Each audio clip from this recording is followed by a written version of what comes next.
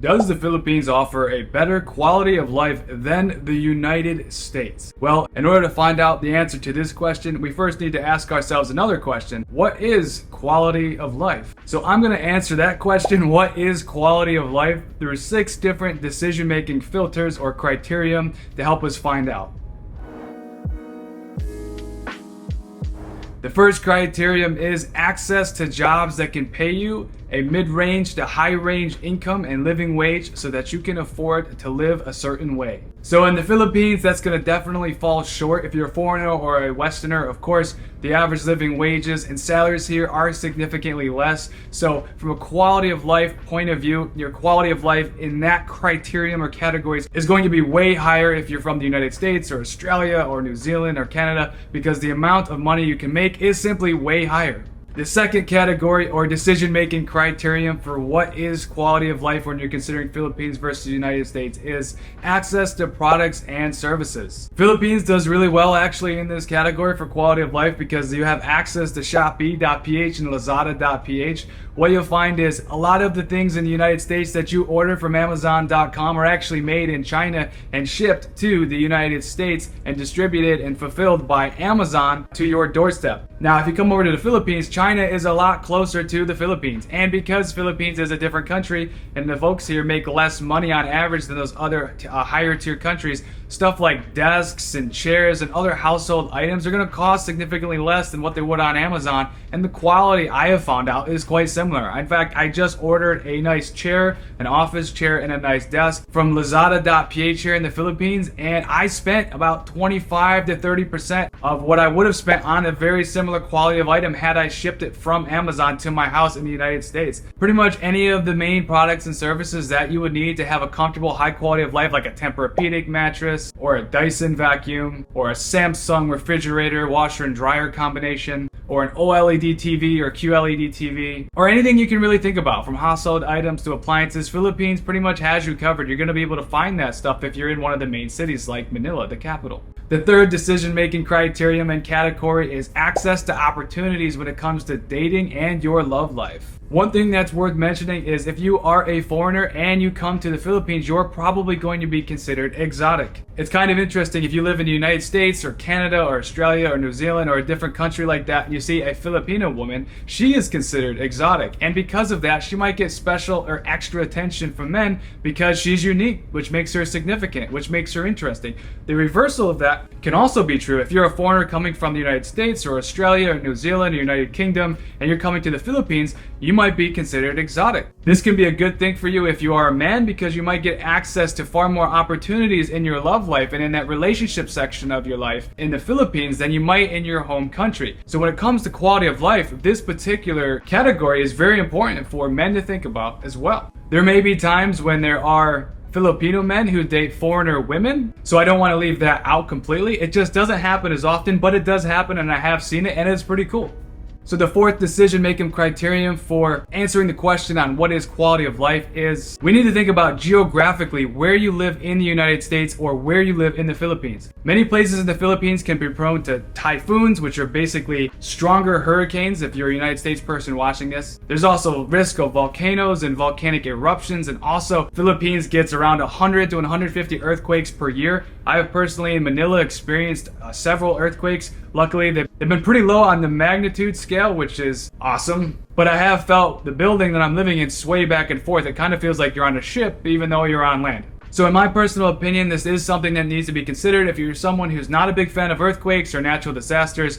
Based off of, again, where you live in the US or where you live in the Philippines, you're going to be prone to more or less of these potential things. But based off of where you might want to live in the Philippines versus the United States, this is something to think about. For example, if you live in Florida in the United States and a hurricane is coming through, you might have to pack up your things and evacuate. Or if you're in like Houston, Texas, for example, that's another place that can get hit by giant water storms like that. And also, if you're in a specific region of the Philippines and there's a giant earthquake, it could really affect the quality of your life. You might lose your house, you might lose your belongings, and we don't even want to think about that, of course, but that is something you might need to consider, even though the chances of it happening to you are very slim, but it should be factored into at least your quality of life question. Next thing you want to think about is how you feel about the English and communication aspects of the Philippines versus the United States. So this is a very interesting topic because almost everyone in Philippines does speak English and they do speak it fluently, but because they are native to Tagalog mostly and other dialects like Visayan, Tagalog, there's quite a few here, the customer service aspects and the raw communication aspects are definitely not going to be the same.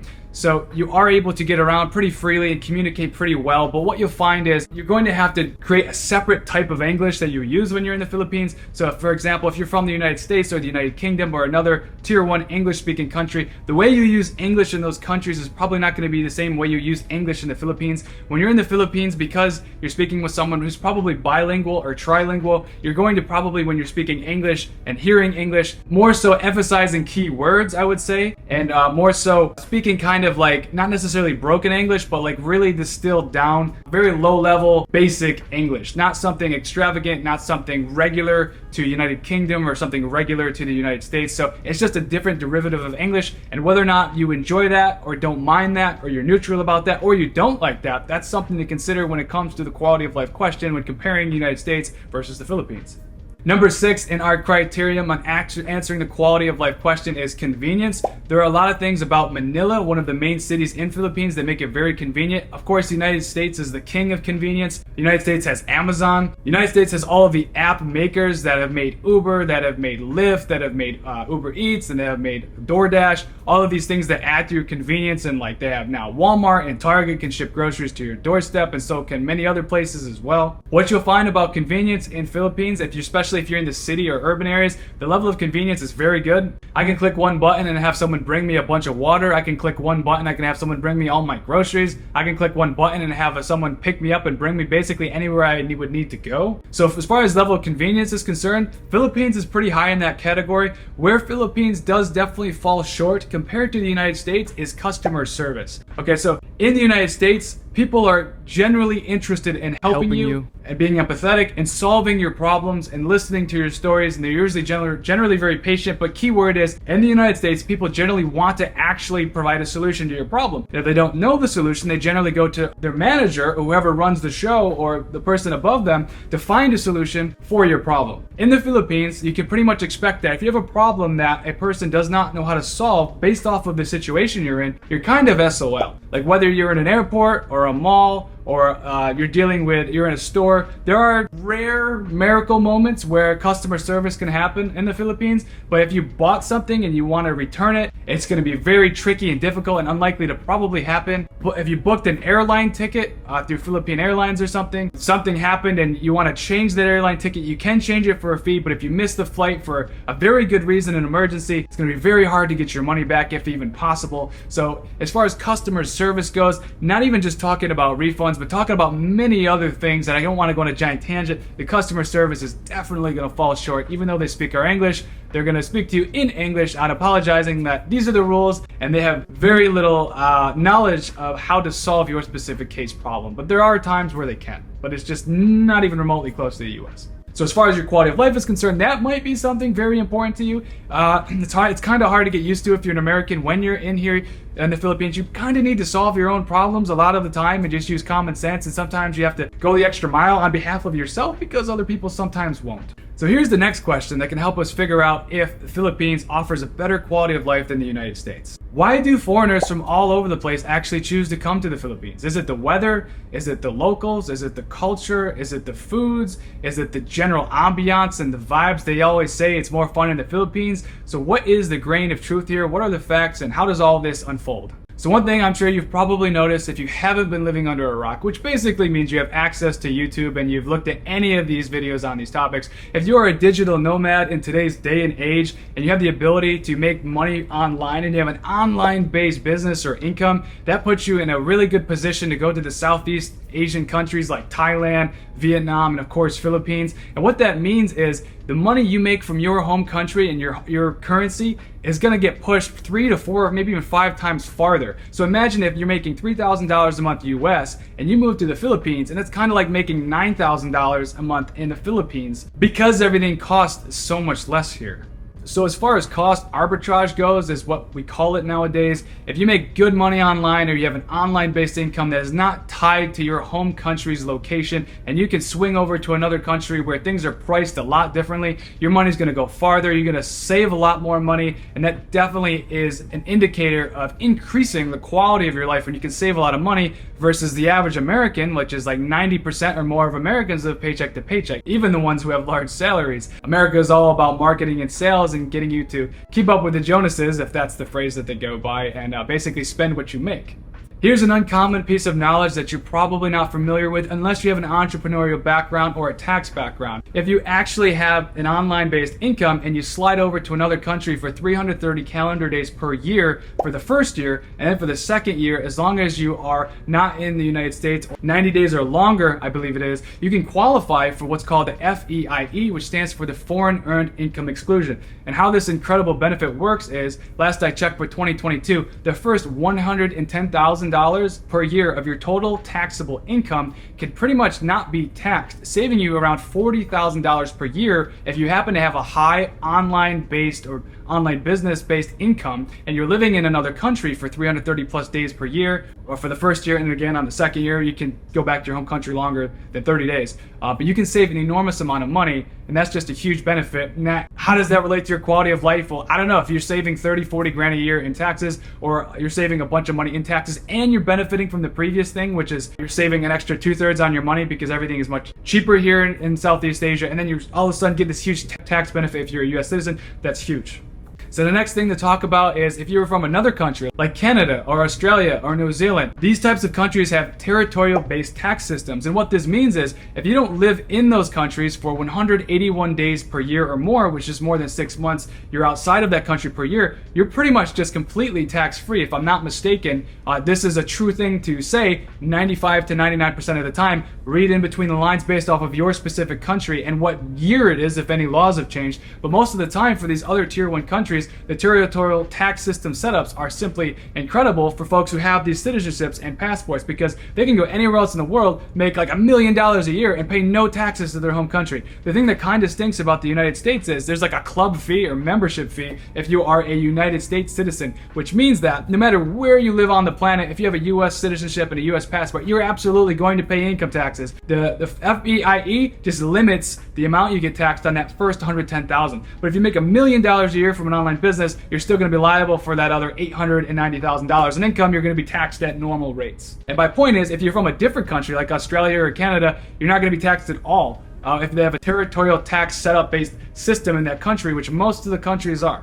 In fact, the United States is the only one that I'm aware, besides this other really small country in Africa called Eritrea or something like that. I probably got the name wrong. That has a citizenship-based tax system. So territorial-based is definitely an advantage if you're worried about saving money on taxes. So of course, as I said before, if you're a foreigner coming to the Philippines, you're probably exotic to the opposite sex. So if you're an older man or a middle-aged man or even a younger man and you want to travel to Southeast Asia, Thailand, Vietnam, or Philippines, you're probably already aware of this, but you might be considered special or unique or interesting because you happen to be a foreigner. Not just because you have money or because you might not have money. Not all foreigners do. Some foreigners have a little bit, but not a lot. But just the way you look, the way you talk, the way you sound, is different, and it makes it interesting. Of course, variety is the spice of life, and sometimes opposites attract. So sometimes you might get extra opportunities, or you might feel extra significant when you come to these countries for the opposite sex. So if you're a man, some of the ladies here might think you're really interesting. They might think you're really attractive. And this might build up your confidence and self-esteem, because in your home country, you're considered regular. You're probably considered average. So yeah, that's just something to think about when answering the quality of life question. Do you want to feel more confident? Do you want to feel more significant? Do you want to feel potentially more interesting and attractive to the opposite sex? Well, that is definitely something to think about. It's kind of interesting if you're a Filipino man or a Thai man or a Vietnamese man living in the United States, this can be pulled those ways too. There are some women in the US that kind of lean towards those types of men who have those exotic, different looks and mannerisms and potentially cultural upbringing and just genetics. I mean, that's how life works, right? Sometimes opposites attract. That's my simple point.